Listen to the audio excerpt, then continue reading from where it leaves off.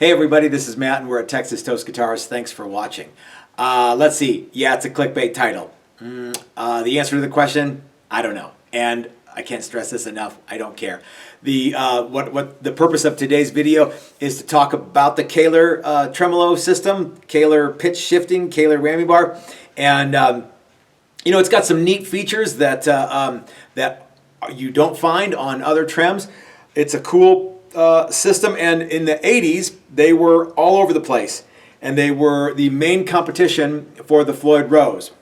Now, what I can tell you is that in the VHS versus Betamax kind of head-to-head contest, the Floyd Rose came out on top of the Kahler, just like VHS did over Betamax, etc., etc. So, but it doesn't mean that that the Kahler didn't have some cool things happening.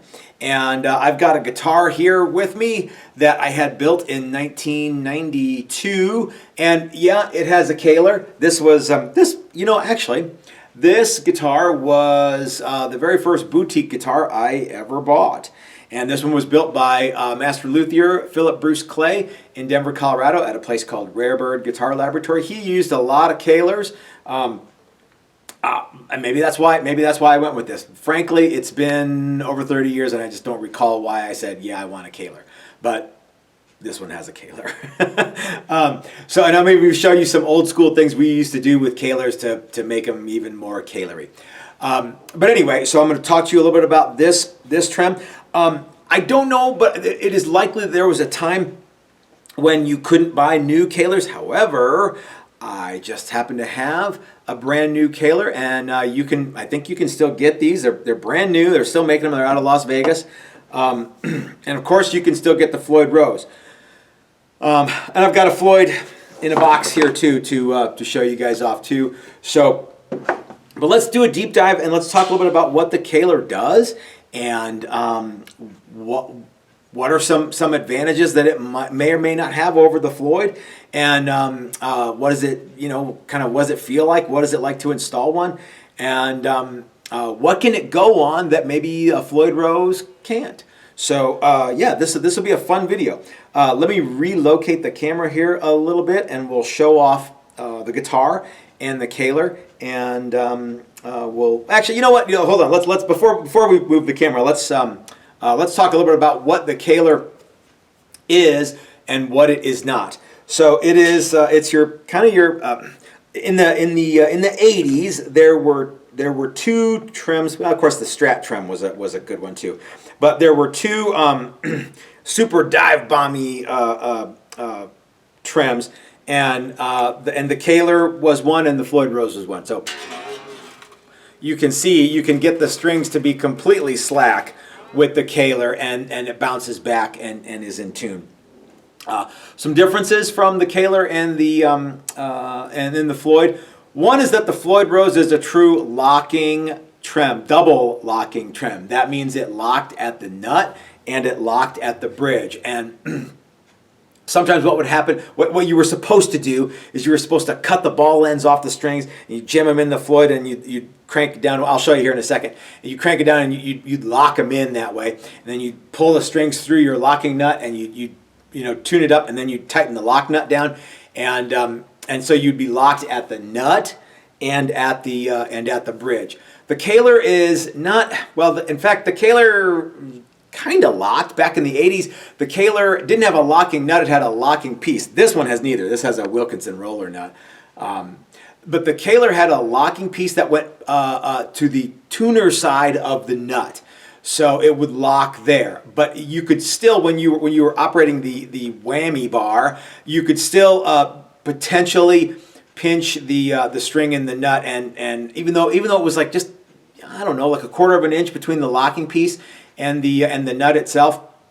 The neat thing though about the Kahler locking piece is that it you didn't have to modify the headstock.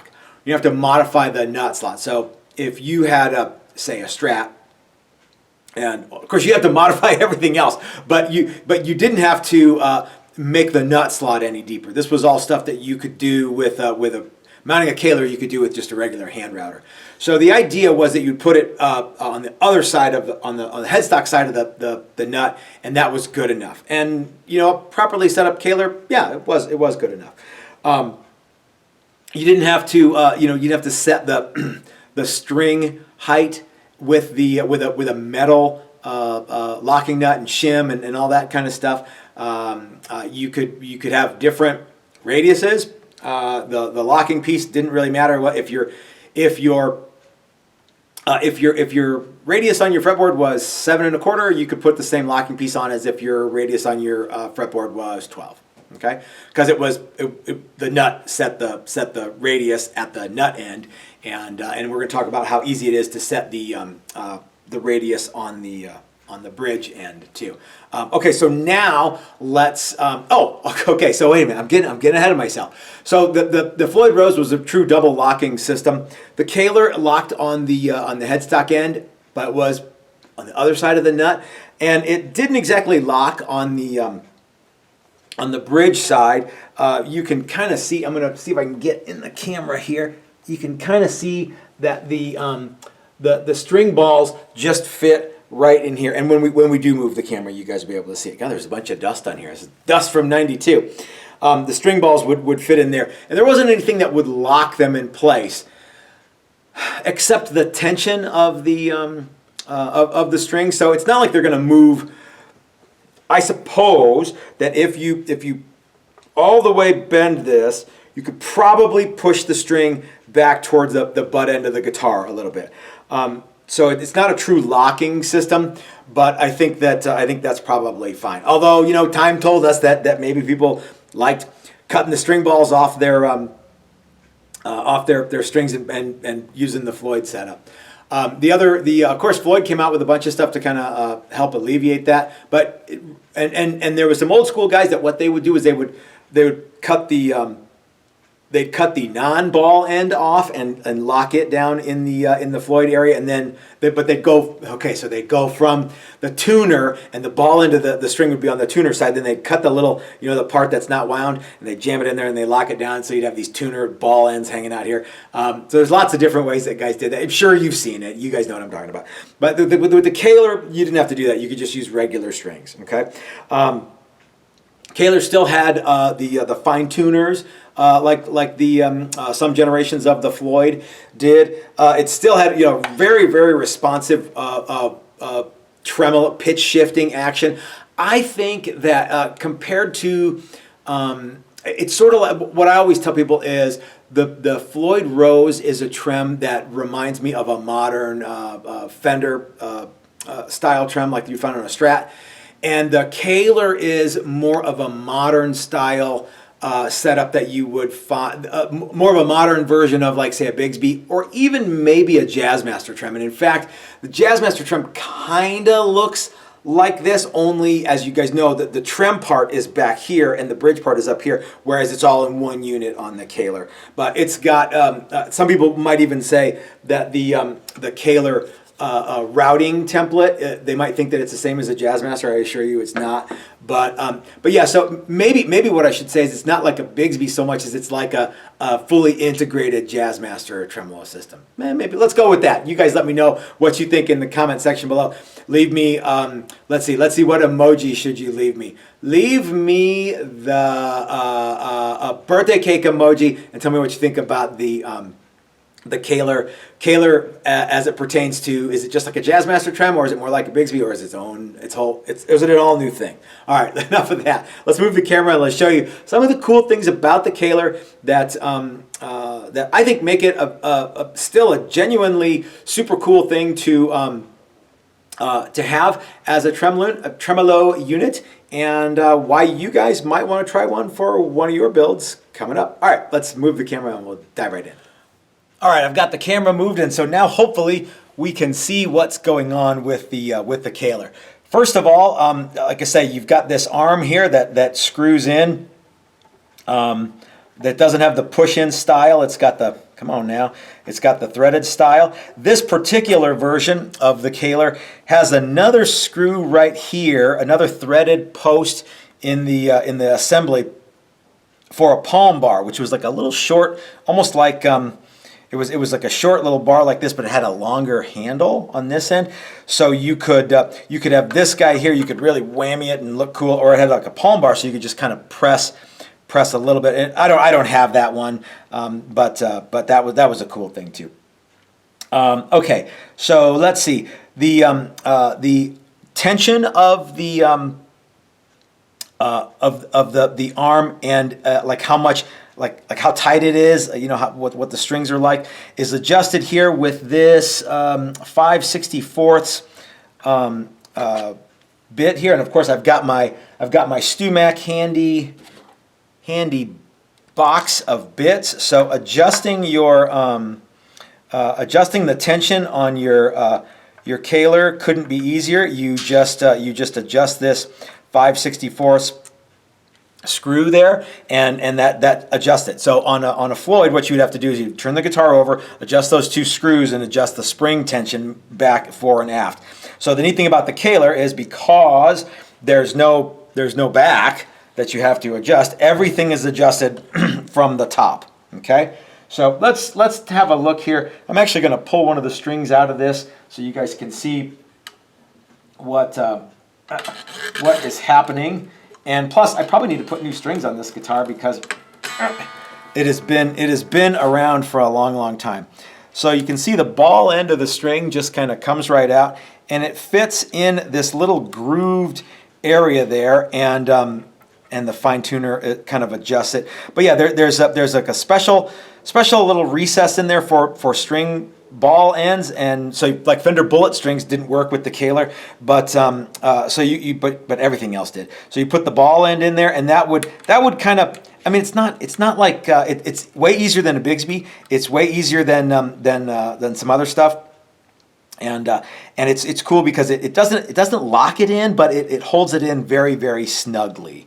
Okay, so that is how that would. Back in the day, we used to spend a bunch of time putting like little bits of heat shrink tubing over the string ball, and I don't know why we did it, but we'd put it on there so that when it would roll over this round piece here, it had heat shrink tube on it. I don't know why we did that, but we did. And yeah, you'd have to make sure you don't want to get it too far up, because you didn't want it to be above the saddle, which in the case of the Kahler is this roller right here. So it's actually got a roller piece, it's a roller. The other cool thing about the Kahler is it's very easy to adjust the intonation and set the saddle height. So you could use your, let's see, I think the saddle height takes a 50 thousandths bit of Allen key, so you can raise the action with the all from the top with the there you go, with a 50 thousandths Allen key. And the other neat thing is, remember we talked about, like with the Floyd, you don't have that option. You have to use shim. So if you had like let's say you had a conical radius and you were 10 inches at the nut and 16 inches down here, if you had a Floyd, you would have to get a 10-inch nut and then shim your bridge appropriately. With the Kahler, you can use the locking piece, so it doesn't really matter what your nut sets your radius and string height at the nut, and then you can adjust the string height very easily with the Kahler with just one screw, this 50 thousandth screw here. The other neat thing about the Kahler is adjusting intonation is a little easier than it is on the Floyd. There's just there's a screw here, and as you can see, the whole assembly, you can pull the whole piece out if you want, but you can just slide this back and forth, and you can slide it up, and then when you get it where you want it, you tighten that guy down, and you're good to go. Okay, so you can easily go from all the way in. Let's see. Let me show you this a different way. So you can start. Let's see. We get it all the way out here. We get it all the way out. I'm just going to put a little pressure on it, and then I hope you can see this. I'm going to turn the screw, and we can go all the way in. So you got lots of adjustment there, and it's easy to do. You don't need any special tools to do that. Furthermore, let's swap back to our 50 thousandths bit here. you can move the saddles a little bit fore and aft, left and right, along, so you can set the string width a little bit. I mean, within reason. You got a little bit of a movement here. So like this guitar has EMGs, so there's no pole pieces for me to worry about. But if you wanted to, you could set this. You can see this little piece just moves back and forth here, and you can get it exactly perfectly where you want it. Then tighten it down. Let's see. I'm going to put the screw. I'm going to screw it all back together here so that I can. So that I don't lose any pieces, because finding pieces is a little tricky. And then of course you have your fine tuner.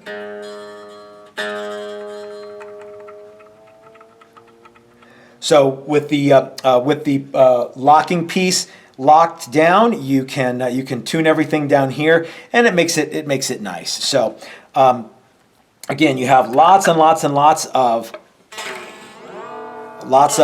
You can make the strings go completely slack if you want, and so yeah, the Kahler is pretty cool.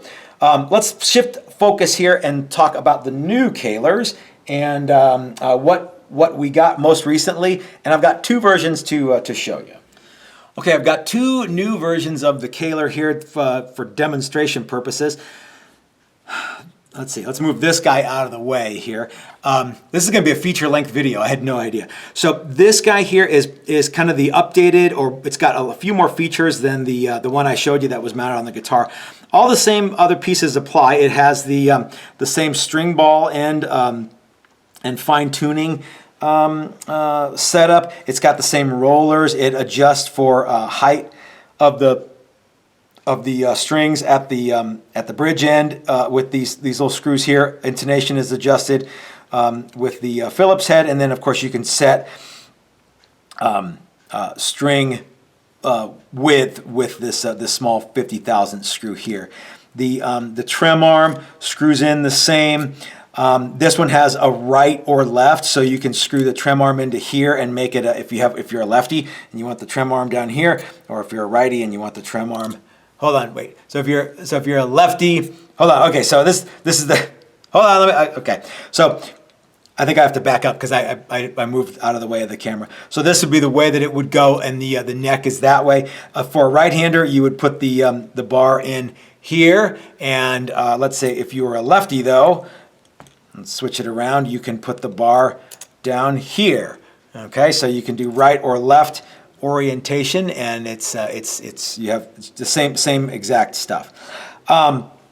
There's some other cool features on the on this particular one. One, it has you see this screw right here. I hope you guys can see that.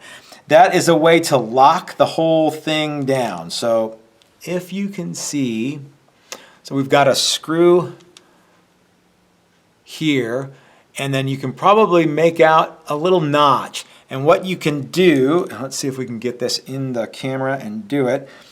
Let's see, so we need a 16th.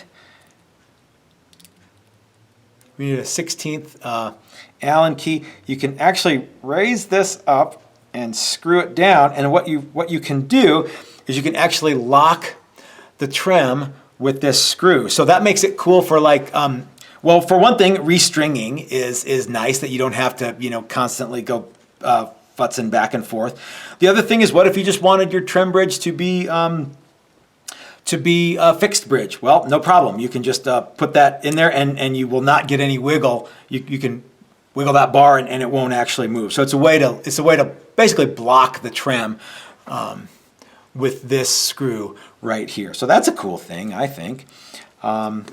Let's see. There's some other stuff that I think we're gonna have to go to the manual, because I'm not. Man, I probably shouldn't have done this without. Okay, there we go. All right, so there we go. We move the 16th set screw out of the way, and now we're back into whammy mode. Okay, we've got some other screws here. This 5/32 one, of course, is going to adjust the tension, and let's see what the other guys do. We also have a right and lefty clutch loose to set positions and a, so what does that actually do? I don't know. I think that's probably for, well, wrong, okay. So, okay, so we've got our 5 30 seconds. We can adjust our spring tension here. You can actually see it. What it does is it presses on this little, what it does is it presses on this T-shaped brass thing, and it kind of forces the springs out, or maybe you can see it here, it forces them down, so you've got a little less spring. Like I said, there's also, there's these guys here, which is a clutch system. Frankly, I have no idea what the clutch is supposed to do. I probably should have looked this up. But you know what? I think we're going to, I'm going to let you guys do some homework on that if you want. The Kahler, it's got right and left hand clutch stuff, so that's cool. Again, I don't know what it does. Drat. I wish I did, but I don't. Okay. The Kahler is cool because this is the route that is required to mount it. And so it's all from the top, like I said, so that's kind of what it looks like. So what you would do is you would take your guitar and you would use this routing template, and then you'd make it come down, I don't know, an inch or so, and then you plop your Kahler in there, and you're good to go. And now all of a sudden you have a whammy bar. You don't have to make it fit to the front to the back. The relationship of the front top route to the back route doesn't have to be perfect. The top route is all there is. Plop a ding dong doodle, you're in there, and why did I say ding dong doodle? This template has a center line and of course your scale line. Okay, I feel dumb. All right, so remember I said I had 2 Kahlers to show you. So this was the one that we were talking about before. This one, okay. This is the one that we're talking about before. This is the Trem. If you don't want to have a Trem, Kahler still does, and of course often used to make something that was just a flat bridge. So what you would do, they would sell you the Kahler, but it wouldn't have the springs and this kind of whammy bar bit. It had a brass plate and these 3 screws here, and so you had a fixed bridge, which is totally flat on the back. So if you like the ability to have fine tuner adjustments and the rollers and up and down and intonation and stuff exactly like your Kahler Trem, you could do that without putting up. But I want a Kahler Trem on one and I want a Kahler stop hardtail on the other. No problem, you could do that. And this was and still is a cool bridge that you can get. And yeah, so I think that's super cool. You know what though? I got to tell you. The neat thing about this is, of course, no routing, but the new stuff with the ability to lock it down with that set screw, this one here that we were talking about earlier, man, that's a cool thing. So, yeah, so it gives you really the best of both worlds, I think. So here in my hand, I have the Kahler's chief competition and what would have eventually basically become the industry standard, the Floyd Rose. This is a Floyd Rose special. It's not the most expensive Floyd that you can get, but it's representative of the excellent Floyd Rose system. As you can see, it has the same fine tuners. This is these screws here. Let's see, I probably have the wrong size wrench. But these screws on the back here, you would loosen these, and then the string would actually go in between this block and this part of the saddle, and then you would tighten these guys back down, and that's how you would lock the strings in on the bridge end. Now adjusting the intonation on the Floyd, there's actually, you can see here, three mounting holes. You could get close with one of these 3. You can see that the middle one is what the middle one, except for the B and E string, because this is upside down. You have to they've got these adjusted to the furthest out, and it looks like they've got the D is also furthest out, but E, A, and G are set in the middle, just to give you kind of an idea. You can adjust the Floyd, but it's not quite as easy as the Kahler is, because you have to loosen this, and then you have to scooch this around by hand. So I don't know if you guys can see, but these these screws here, you loosen these, and then this whole piece moves. Stuart McDonald sells like a screw little kit that will help you move these around. There's no way to adjust string height on these saddles. You have to do it with shims. So one of the downsides to having a Floyd is, well, if you're running like if you get a neck from Warmoth and you have a conical radius 10 to 16 and you get a 10-inch kit for your Floyd, you're going to be fine at the nut end, but you're going to need to shim at the bridge end, because at the nut end you've got 10 inches, at the bridge end you've got, well, more than 16, so that's going to be different than what it is here, a 10-inch radius. So you're going to have to shim this to really maximize the conical radius. So that's a cool feature of the Kahler, is you can adjust string height at the bridge all from the top. The other cool thing about the Kahler is it looks the same this way as it does this way. So with the Floyd, you have to buy a right-handed Floyd or a left-handed Floyd. So normally that's not a big deal, but let's say you wanted like let's say you wanted a black one or a gold one or a chrome one, and you couldn't find you could find lots of the righty ones of that color that you wanted, but you couldn't find the lefty version of that. So now what do? You're I don't know what you do then. You buy a Kahler, I guess. So anyway, yeah, the Floyd is a super cool thing. Oh, let's see. The other cool thing about the Kahler is no back adjustment stuff. And speaking of mass, a lot of people sell like high mass blocks for springs to go in, this, that, and the other. With the Kahler, you don't need to do that. So it's all. This is like machined steel, probably, or brass. It's really, really heavy. So you don't have any mystery metal block. And the Floyds are awesome. You can get ones made out of rocks and brass and all kinds of other stuff. But yeah, these are good to go. You can just run these if you want. I have nothing bad to say about the Floyd, but I also have nothing bad to say about the Kahler.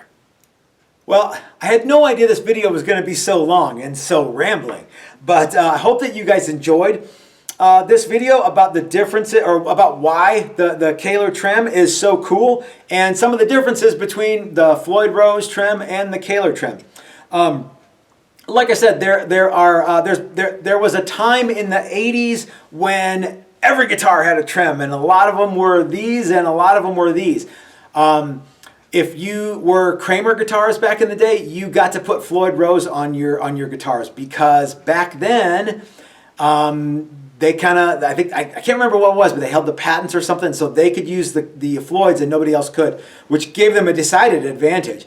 Later on, what would happen is Floyd would license the trim to lots of different people, so lots of guitars, Ibanez, BC Rich, Kramer, Fender, guys like that, they could start using these trims. And of course, lots of people made trims that looked like this but weren't this. And the Kahler was and also ran in that category too. But I believe that the Kahler had a lot more going for it than the Washburn Wonder Bar or the Accu-Trim, which was neither or Accu-Tune trim, which was neither accurate nor in tune, or some of those other kooky ones that have gone the way of the dodo. The Floyd Rose is still the pretty much the big boy on the block. Obviously, you can still get both. Like I said, I didn't know you could get Kahlers until a couple of years ago. I saw they were back again. Maybe you could get them all along, and I just didn't know. And of course, Floyd's come in all shapes and sizes. One of the things about the Floyd that you have to watch out for is getting the cheap ones. What happens is these bearing surfaces, the knife edge, if they go bad and you get galling with metal or whatever happens, you can get a cheap Floyd is not the same as a good Floyd. Okay, it is my understanding if you buy one of these Kahlers, they're all the same, and they're all heavy duty. You're not gonna. There's no bearing surface there's no knife edge for your trim. So Kahler is still a terrific option. Comes in lots of different cool colors.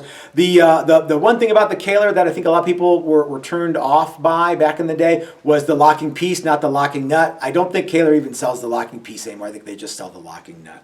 And of course, you could mix and match too if you were really cool back in the 80s and you loved the Kahler, but you wanted a locking nut. No sweat. You could mix and match and you get a Floyd locking nut and put it on there.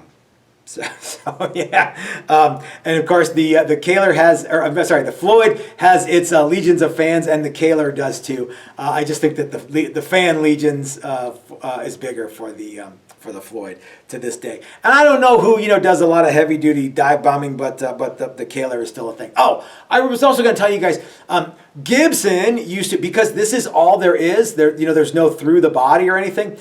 You could get like a Les Paul with a Kahler. As a matter of fact, what it would be is it would use the same studs as the Tune-O-Matic. So you'd put it on there or maybe it was the stop tail. I can't remember, but it was a great big piece. And you put it on there, and you'd have to route for this unit here in the top of your Les Paul. Kind of kooky, but if you wanted a Floyd on your Les Paul, you'd have to do the same kind of thing.